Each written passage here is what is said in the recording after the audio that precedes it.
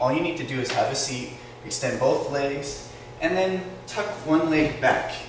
Keep the laces of the shoe or the top of the foot on the ground, and then the other foot, you're just going to keep the toes up. Keep it next to you. Make sure you don't sit on top of this foot. Now what you're going to do is ease back a little bit.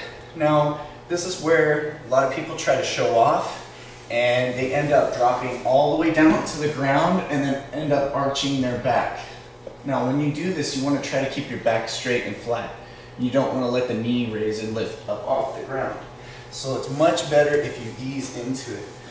As you saw, I can drop down to the ground, but I don't feel this stretch as much as if I drop down to my elbow and then I try to raise the hip of the leg that I'm stretching. So I take this hip and I extend it upward, and I start to feel a lot more of a stretch along this leg.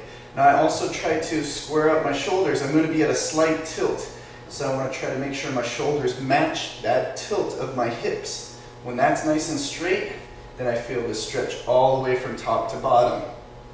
I prefer to hold each stretch for about 8 to 10 breaths.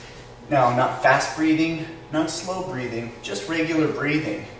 And then to get the most flexibility out of each stretch, don't just stretch once. Cycle through, stretch entire groups of muscles. Stretch out the legs and then cycle through. And the more you stretch, the more flexibility you will develop.